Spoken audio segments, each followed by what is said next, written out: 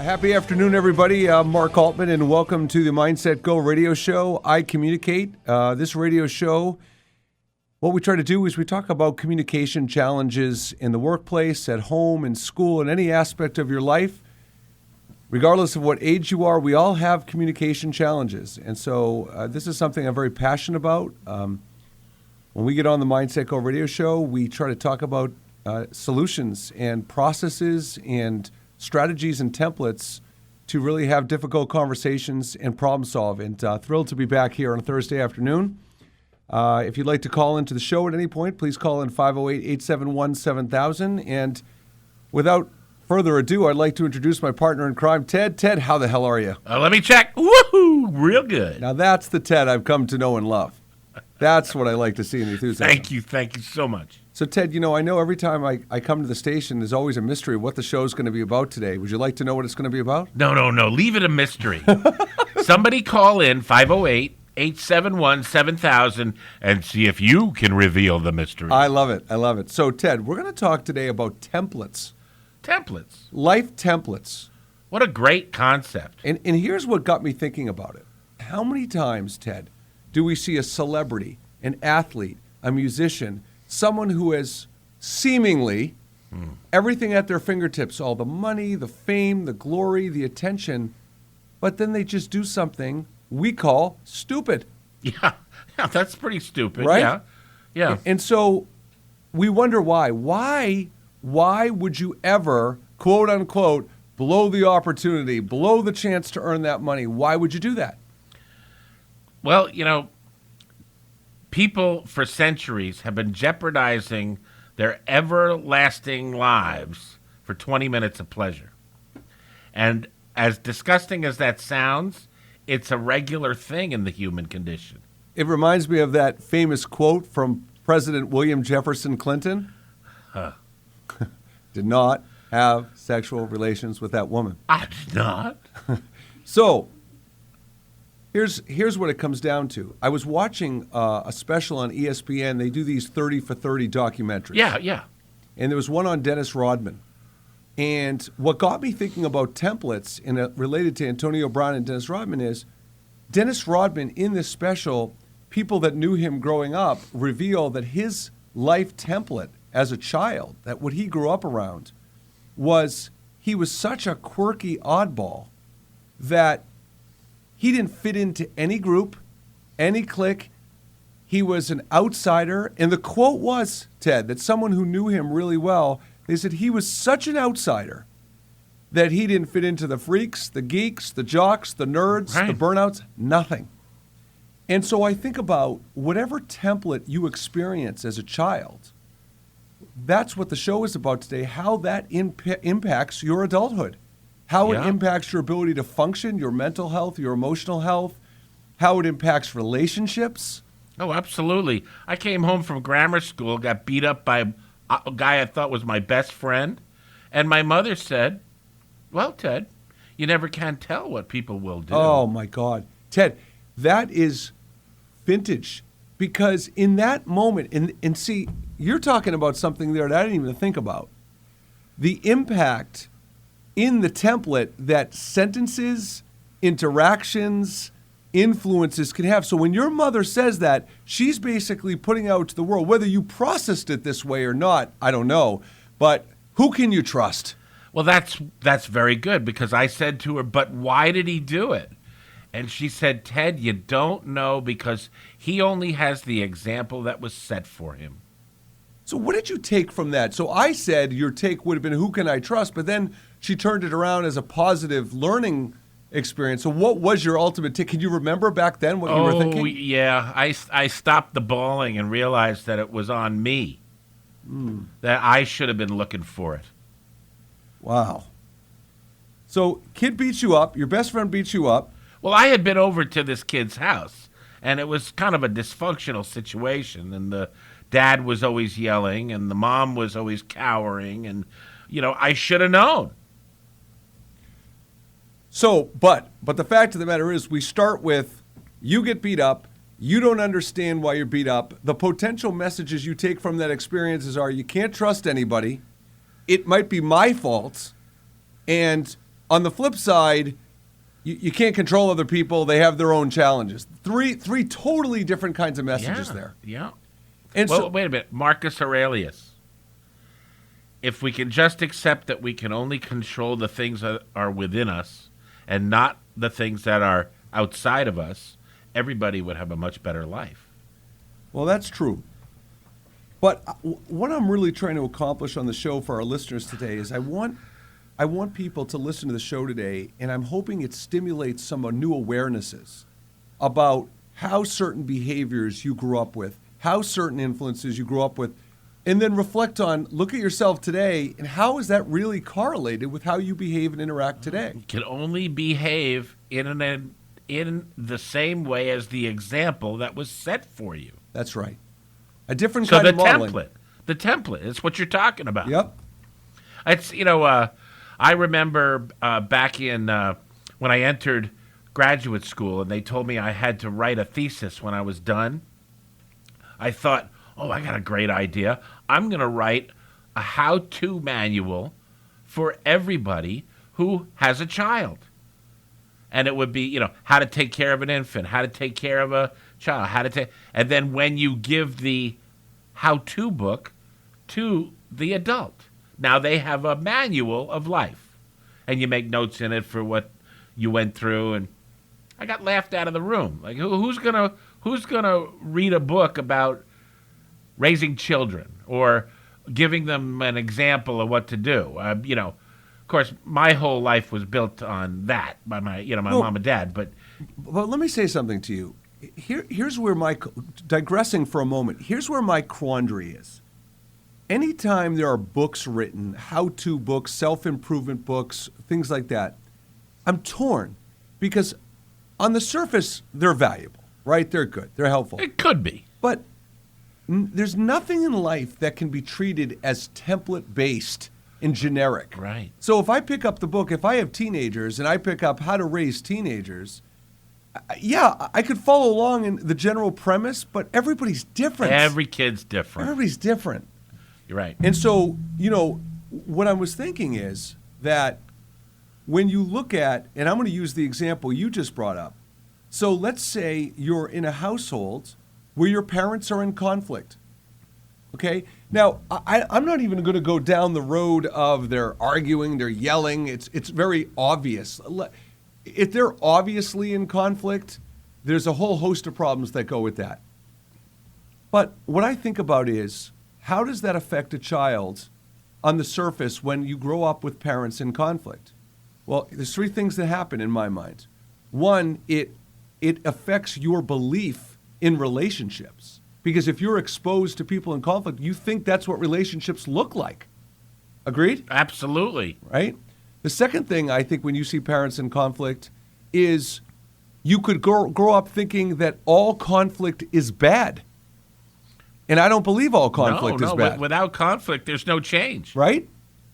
So, and then the third thing that I think happens is it creates a lot of stress and anxiety, and it ramps up your heightened sensitivity to stress and anxiety since you've been exposed to, and I don't want to necessarily go down the word trauma, but I mean, let's face it, it absolutely could be trauma. This hits on something that's very deep in all human psychology, and that is fight or flight. Yep. And if a kid grows up in an environment like that and doesn't know what to do, when they're 40 years old and they get into a situation, they're not going to know what to do, and they're going to freeze like deer in the headlights. Well, and I think that's a great point. And one of the things when I work with companies and we talk about confidence, one of the points I often make about confidence is when you lose confidence, it's really hard to get it back, right? And so when you have a parent, and I'm sure your mom was an amazing mom, I'm just trying to give an example, but when you have a parent that says something and your perception is, well, it's on me, that can pave a road where you take things personally when any situations, and it's very tough to reverse trends like that. Oh, sure, yeah. Right? But taking personal responsibility for the things that happen to us is a great way to build self-esteem. Because, I mean, well, you know me off the air, and, there's very few things that bother me. very few things can get under my skin. And, they're mostly people that are related to me, of course. But, it did give me a certain sense of personal responsibility. And I'm happy with it. So, Ted, I know we have to go into our first break momentarily, but I made a realization this week about relationships and communication. And here's what it is. That there are 3 components to self-improvement, habit change, whatever you want to call it. Component number 1 is Oh, I love the background music. That was a nice touch. It was almost like a bedtime story. I was going to get into some kind of soliloquy there, Ted. Next time I won't turn it on. That's okay. So the first component is, if you're listening to the show today and you're thinking to yourself, what was the influence my parents had that is affecting the way I'm parenting today? First component is you got to be aware of what it is, what template, what habits you picked up. That's the first one. And then part of the first one is, if you become aware, do you care? Right? Yeah, I see where you're going. The second piece is asking for help. Do you feel comfortable asking for help? If you have that realization, you think it's hurting your relationship or yourself, can you ask for help? Will that represent vulnerability or weakness or whatever? And then the third piece is, who the heck do you ask for help from? Where do you go? Where do you go? Yeah. And so I think part of what I'm trying to, the vibe I'm putting out to people is today, if you listen to the show and you're starting to have some awarenesses and recognitions of what are some of those habits, influences. And it's funny, Ted, you know what I always think about? You know when your parents frustrate you as a kid and you always say, well, I'm never going to do that when I'm a parent. Never, ever, right? Again. Right? And so, but how many of us say, when we recognize great things our parents do, yeah, I'm going to do the same thing when I become a mom and dad. Yeah, after a couple of years, you go, well, gee. Right? So, final thought heading into the first break is, we really have to understand what to look for. And when I come back, we're going to talk about what are some signals, what are some indications, what are some awarenesses that could fit some possible habits you have that reflect you pick those things up from your parents, and it could be detrimental to your ability to model behavior to your kids. I'm Mark Altman. This is the Mindset Go radio show. We'll be right back. Good to be back. I hope you're having a wonderful afternoon, and you're advocating for yourself when you need it, and your mind, body, spirit, health, and balance. I like that. Could you do that again? I want to memorize that. Mind, body, spirit, health, and balance? Yes. Mind, body, spirit, health, and balance. Yes. I'm going to use that later today. Okay, good. I love it. Sir. I'm glad I'm having my template is in. I'm glad I'm influencing your template. That's great. My wife's going to love that one. So, I want to talk from personal experience. We're discussing different indicators and awarenesses you can have about how your influences. And by the way, I focused in our first segment on parents. And let's face it, it's not just parents, right? And I'm going to give you an example, okay? It could be from your brothers. And I remember, Ted, I'll never forget this. I remember coming back from a Little League game one time. And my oldest brother, he said to me, he looked at me, I was in uniform, and he looked at me, he goes, I got to tell you, Mark, you're putting on a little weight. You better watch what you eat. Huh. Now, I'm going to tell you guys, up until that point in my life, I had never been conscious or self-conscious about my weight. Since then, always been conscious about it. Really? Because he put that bug in my head of my physical condition and how I'm looking to others. Now, maybe that was an overreaction. Probably was an overreaction on my part. But the point is, the influence is whether it's your parents, brothers. What about coaches? Right. What about teachers? What about if you're in theater or music, people who teach you those? All those people in short windows of time can influence your template. Agreed? Yes, especially if you're wearing vertical stripes. Especially. I'm sorry. It was just hanging there. So here's some awarenesses. So I have 3 kids. I have a 24-year-old son. I have a 23-year-old daughter, and I have a soon-to-be 13-year-old son. And wow, that's a handful. It is a handful, Ted. Very much so. And as a matter of fact, my 2 older kids, for the most part, I raised on my own because their mother had some pretty significant challenges. And my youngest son, who's almost 13, his mom and I get along great. We co-parent. It's a very effective, functional situation.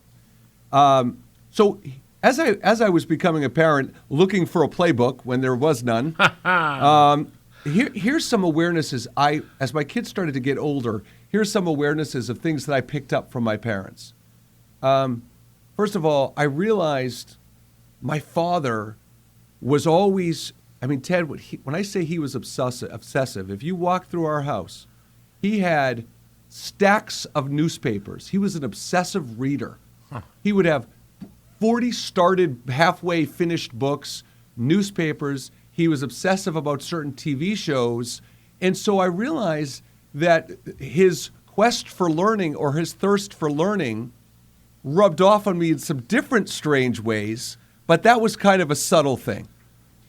I realized for my mother that my mother was really big on gratitude. And she wanted us to know that we should really appreciate what we have and be really grateful. And she made sure that was front and center all the time. And that specific lesson my mother taught, whether it was the right lesson, whether it was the right lesson and she taught it the wrong way, I don't know. But what I do know is I am very sensitive these days to people doing favors for me because of gratitude, and I'm going to owe them something, or so on and so forth, right? Right. So some of these things are subtle. In the first segment I talked about you've got parents that are yelling and it's dysfunctional, whatever, but some of these things are so subtle. And one of the other things that I see a lot from parents and coaches is tough love. You know that expression, tough love? Sure do. Right? So then there's this mindset where, well, I grew up and my father was never patting me on the back and telling me, he was always giving me tough love and telling me I have to work harder. And this wasn't my experience, but this is a common... Yeah, it's a fairly common way people describe their childhood. Right? And so here's what I don't think happens, Ted. When you have that awareness, when you utter as a parent, as a mother or as a father, and when you utter those words and say, well, I didn't have that, or tough love was the way, and my parents just told me to do it and deal with it. The question is, they're not dealing with the second part. If I had a father or mother standing in front of me right now that said that, you know what I would say to them? I would say, okay, did that work well for you? Okay, was it effective? See, you're much nicer. I say stuff like, gee, how'd that work out for you? Yeah. Well, and then Good for you. Right? Does it work for you? And if they say, well, yeah, I think I'm pretty good where I am today, so you would change nothing from that? So you don't think there's any value in giving people recognition and compliments and giving them supportive messages rather than just being tough? Mindlessness is like leading a horse to water, my friend. You can't make them drink.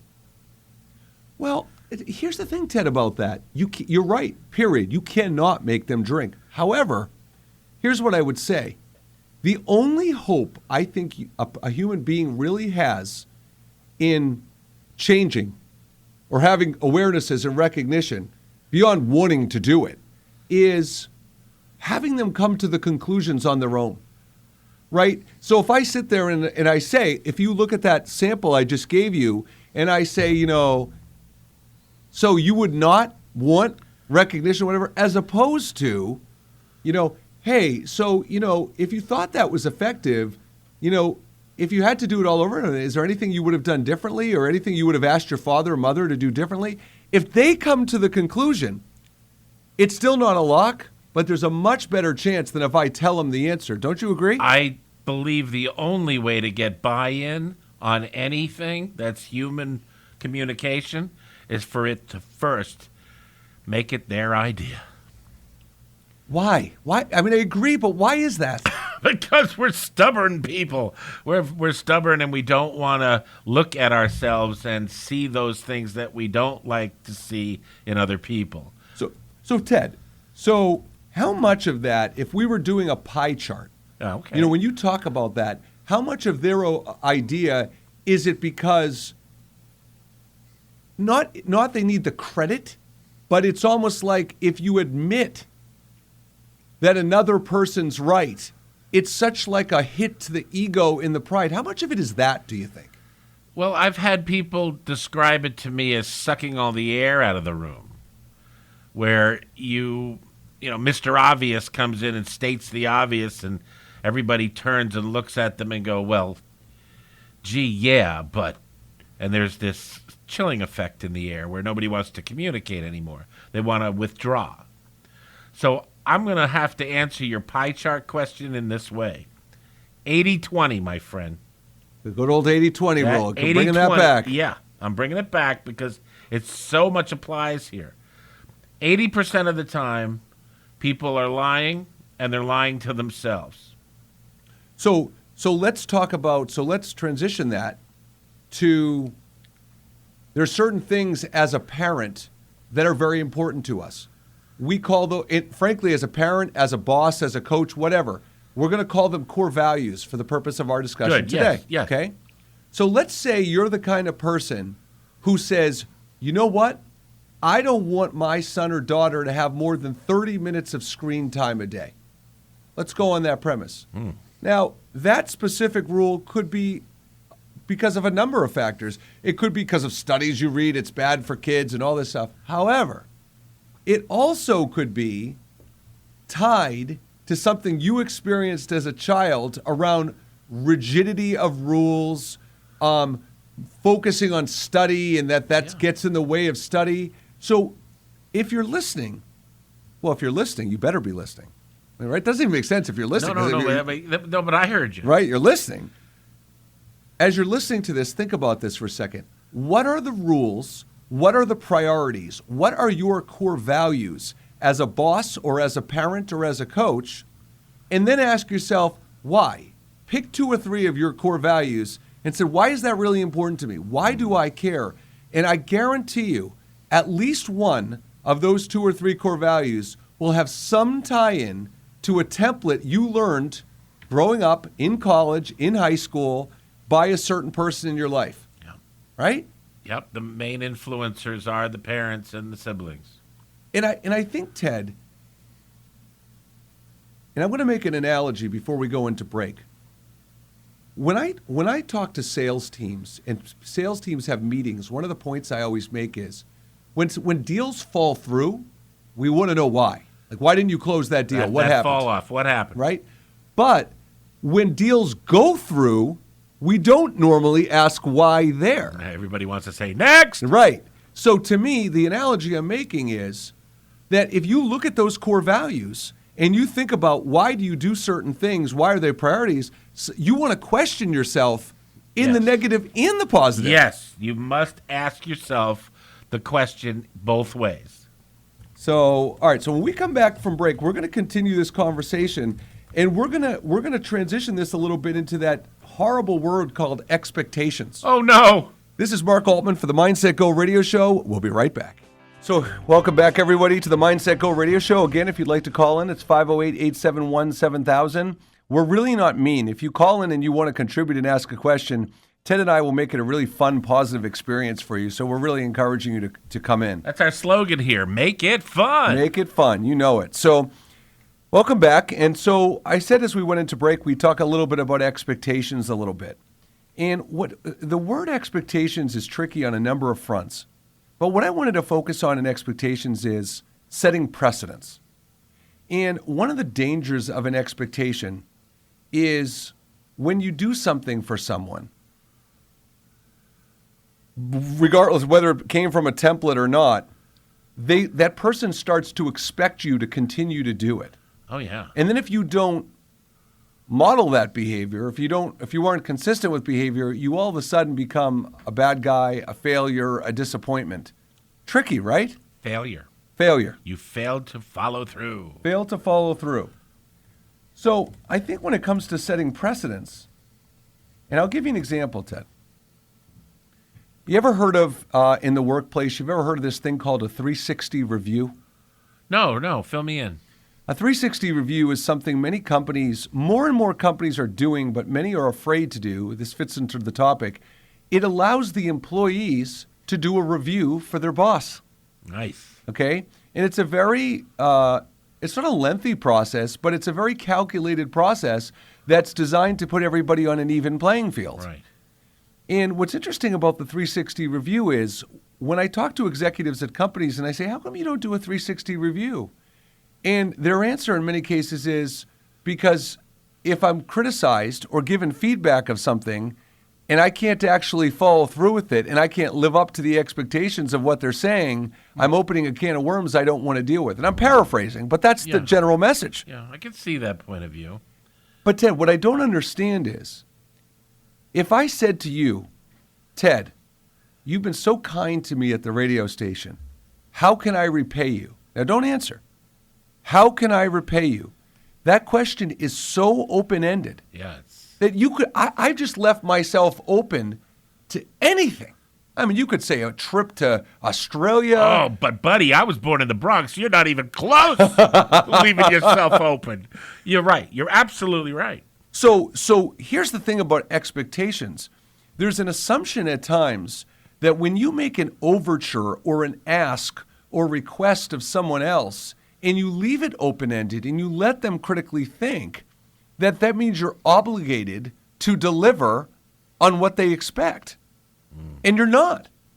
An expectation is only allowed if you agree on it, if it's stated and agreed upon. So that's why when I look at the situation of the 360 review, I say, okay, so let's play this out.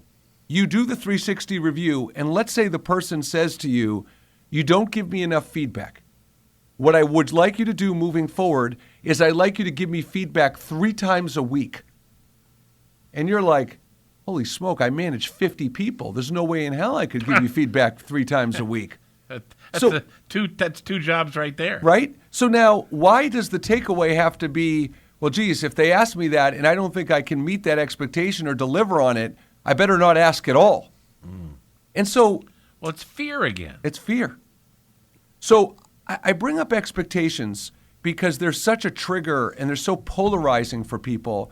But there's the stigma around expectations. A lot of it can be removed with just obvious communication and conversation strategy. That's it. Right? A lot of these problems in communications and inside cultures, whether they're large enterprise or small mom and pop operations, it's about communicating, setting standards, and defining terms. So nobody's ever confused. And so, because I like to give our listeners conversation templates. So for our leaders and managers listening out there, play it out. You say, the 360 review, your subject says, I'd like feedback 3 times a week. You respond and say, oh, I totally understand. I get it. I think it's really important to give feedback. Probably not going to be able to give you feedback 3 times a week. However, how did you come up with that number? Why 3 times a week as opposed to 2 or 4 or 5 or 1? And then most cases, it was probably somewhat arbitrary. Right. And it wasn't even the 3. It was more just consistent feedback. So then you say, how'd you come up with the number? The person 9 times says, I don't really know. I mean, I just would like to get more regular feedback. And you say, well, here's what I can commit to. And it's as simple as that, as opposed to not saying anything at all, being scared, fearful, and not having the conversation. And here's the thing, Ted, the reason why I brought up expectations in relation to templates is because the key to conversation intelligence is if you have had experiences. What's a template? A template is an experience that you've had at some point in your life with other people. Worthy of repeating. Worthy of repeating. So if you have had an experience where the last time you did a 360 review, it blew up in your face, and oh my God, well, I better not do that again. Right. It was clearly the process. It was clearly the idea. Couldn't have been me. Couldn't have been me.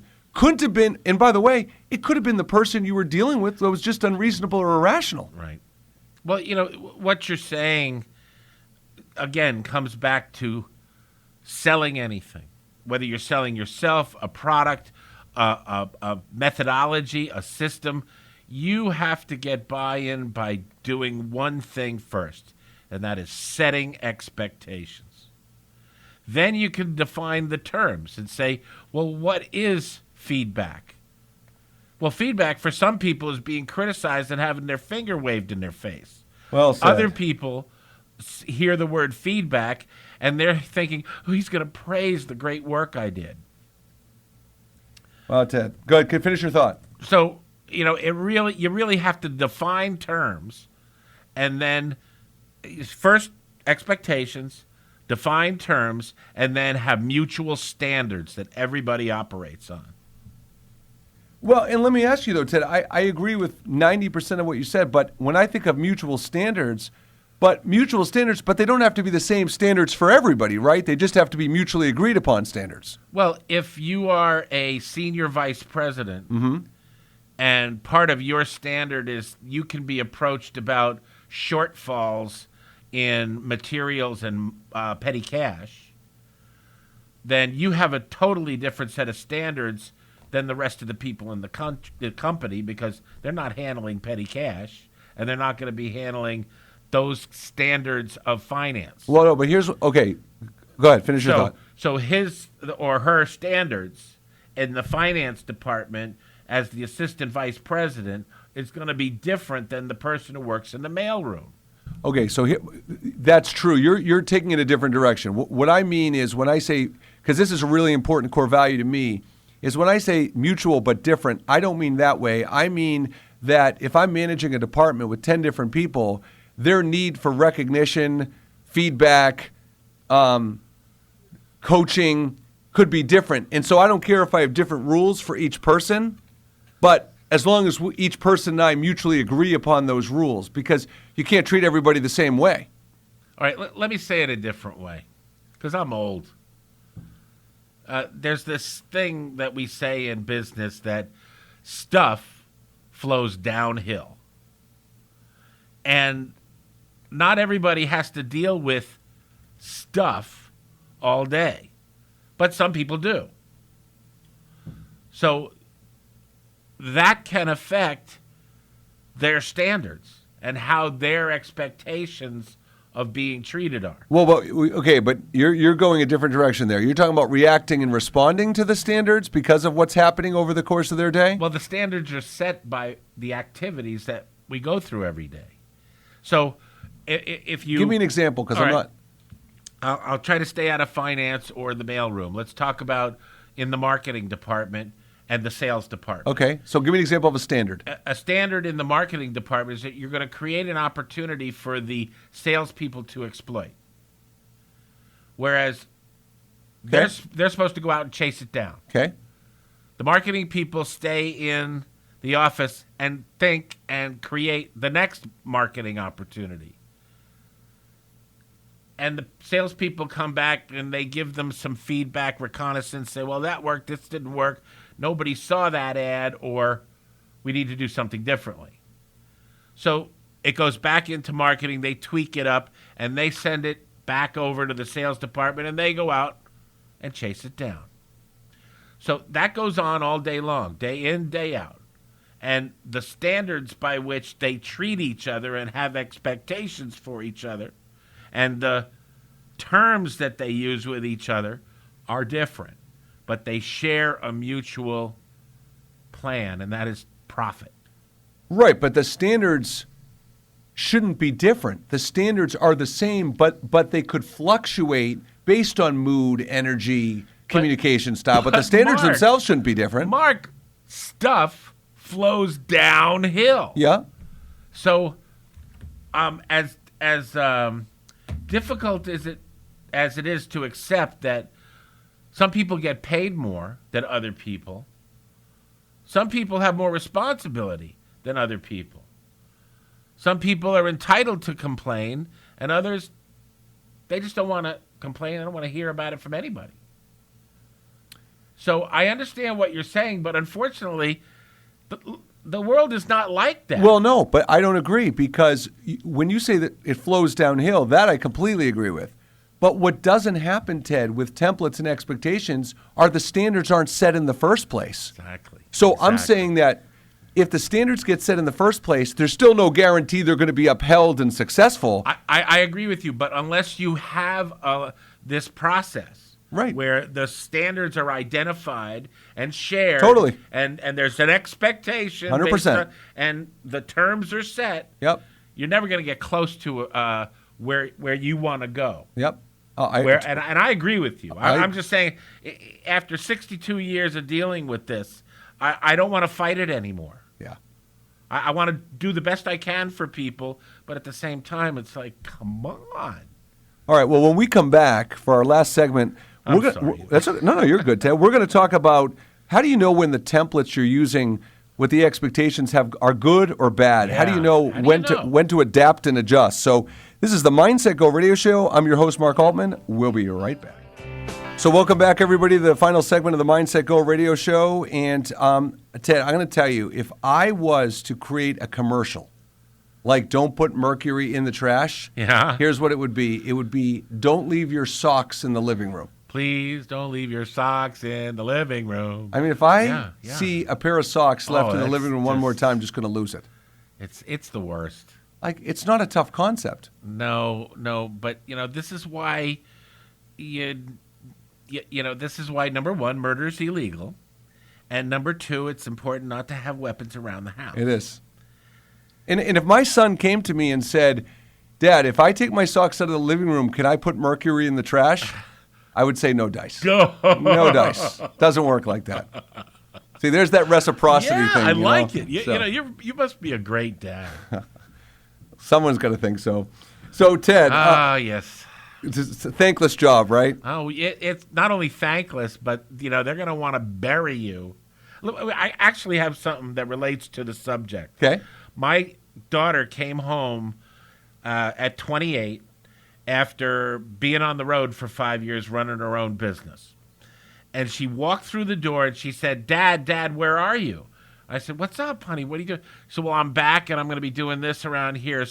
But I want you to know something. You can hear it 17 times from a parent, but it isn't until 3 people on the outside world tell you the same thing that you realize, oh, my dad told me that. But, Ted, you want to hear, not only do I agree with you, but you want to hear the mindfulness technique I'm using now? Every time that happens, what you just said, and I hear a child of mine come home and say, well, this is what I think is the right answer, when I know I've told them 3 times previously, I am now disciplined to not even say anything. Right. I'm like, isn't that great? That's all I say. Isn't that wonderful? Yeah, right. Awesome. My wife says, good for you. Good for you. That's it. And I'm like ready to throttle the kid, right? Absolutely. I told you that. No doubt. So look, we're gonna, when we're talking about templates, and we're talking about, there's this phrase that we all use at one time or another. It's called trusting your gut. Yeah. Okay. It's that. Do I trust my thought process? Do I trust my templates? Do I trust my core values? Right. Is it intuition or is it bad thinking? Right. And so here's what it comes down to. And I was actually this morning doing a training, and I use this exact example, and it totally applies. If you're a salesperson and you don't close a deal, and you're asking yourself, why didn't this deal happen? And you're saying, oh, well, it was out of my control, or oh, it was the money, or oh, it was whatever. If you don't have a defined process of evaluation that you can check yourself against and say, well, these are the 7 standards, commitments I need to do during the sales process. These are the questions I need to ask. These are the follow-ups I need to make. If you actually have that defined and written down, not off the top of your head, hoping you remember everything, and then when the deal doesn't go through, you now have a check and balance to say, well, wait, did I do this? Oh, you know what? I didn't do this part. Jeez. Now, I'm not claiming that if there was a piece or 2 missing in the process, that automatically correlates to why you didn't get the deal. But at least you start to see patterns or clues or inconsistencies that might say, wow, the last few times I haven't done this, this has happened. So you can develop some hypotheses to say, here's how I can do it differently. Here's how I can do it better.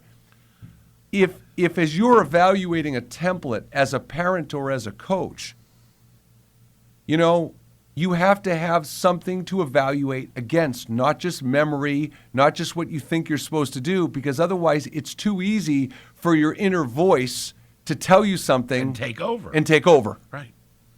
So I think part of it is having a process. And let me give you an example. Let's say you have a situation where you found out your child just did some underage drinking. Okay? And you're sitting there as a parent, you're like, where did I go wrong? Mm-hmm. I must have done a really poor job as a parent. Maybe they picked bad friends. Maybe they became sexually active too early. I don't know. But whatever it is that you're disappointed in that you feel like you didn't do, you might not have done anything wrong. You might have really done everything you could have done.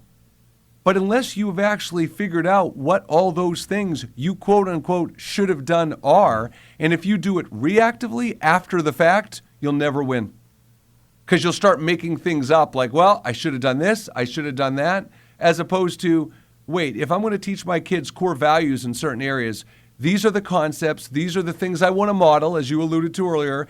These are the things I want them to see, hear, understand. And eventually do. And